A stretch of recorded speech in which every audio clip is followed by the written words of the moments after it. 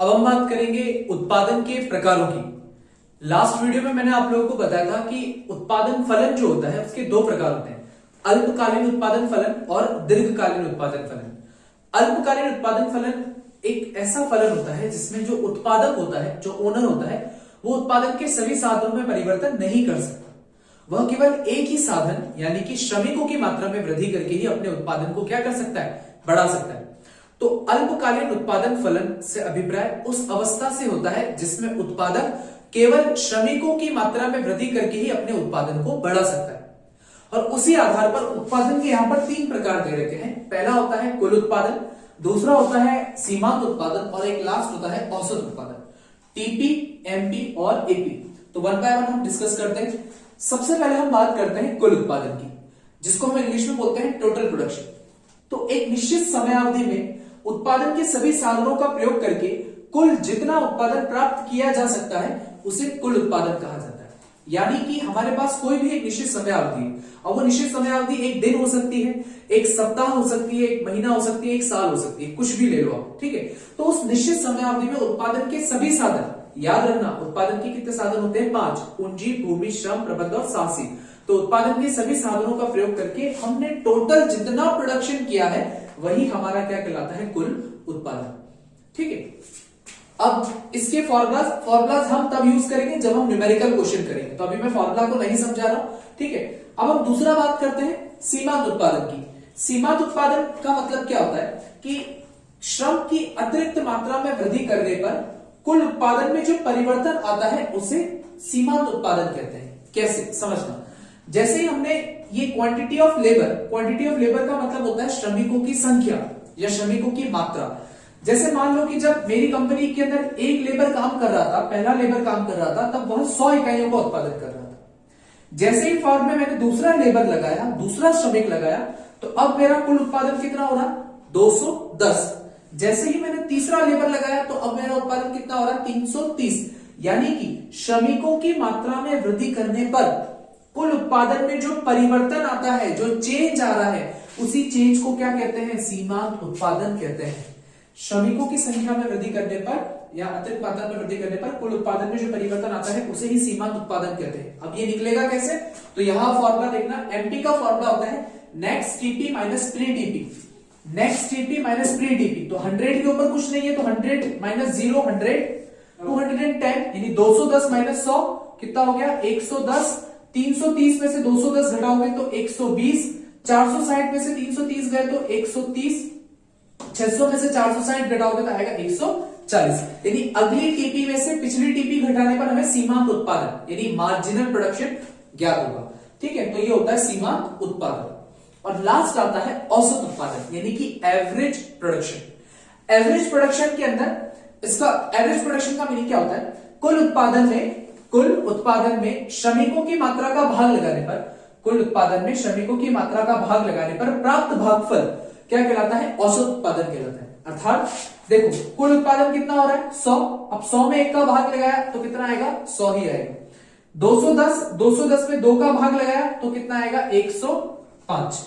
330 में 3 का भाग लगाया तो कितना आएगा, 110। 460 में 4 का भाग लगाया तो कितना आएगा, 115।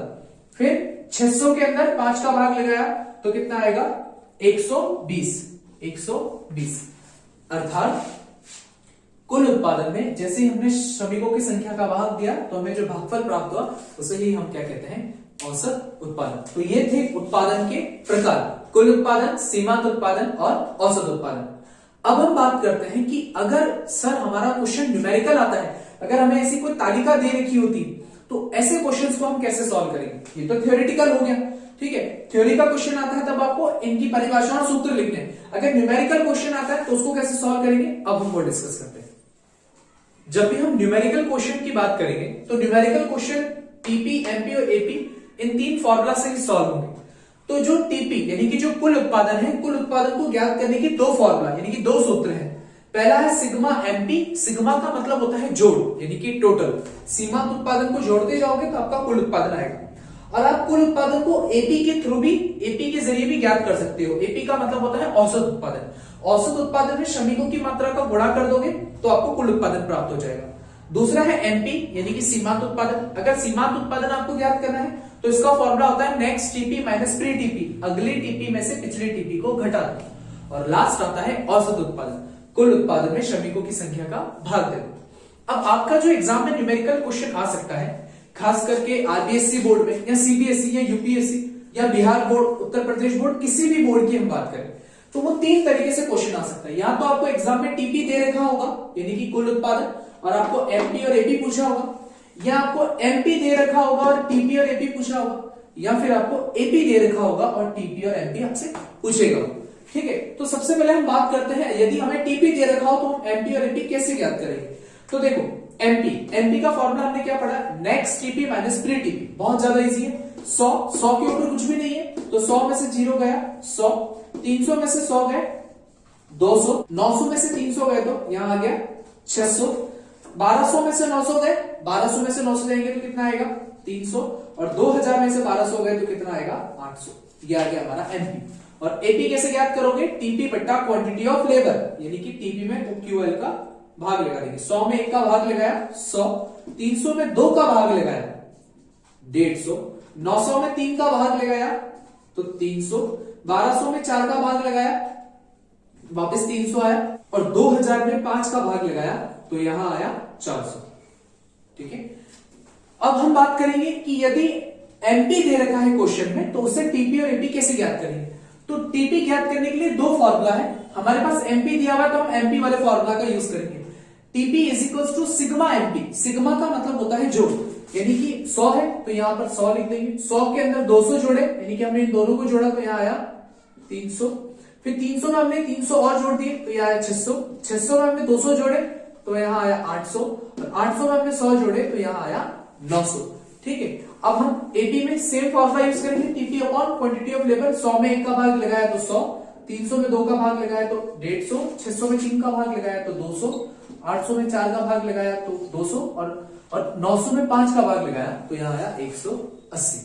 ठीक है, और यदि आपको क्वेश्चन में एपी दे रखा है तो सबसे पहले टीपी कैसे ज्ञात करोगे, इस फॉर्मूला से, AP multiply by quantity of labour, यानी 100 का 1 में गुणा करा तो 100 आ गया, 80 को 2 से गुणा करा तो कितना आ गया 8 दूनी 16 यानी 160, 6 तिया 18, 180, 4 चौक 16, 160, और 5 दूनी 10 यानी कि 100।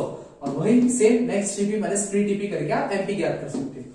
यहां आ गया 100, फिर आया 60, यहां आ गया 20। अब 60 में से 160 में से 180 जाएगा तो यहां आया -20, और 100 में से 160 जाएगा तो यहां आया माइनस के 60। तो इस तरीके से आप थ्योरेटिकल या न्यूमेरिकल कोई भी क्वेश्चन को आप सॉल्व कर सकते हैं। अगर आपको इनमें से कोई भी डाउट है तो आप मुझे कमेंट कर सकते हैं।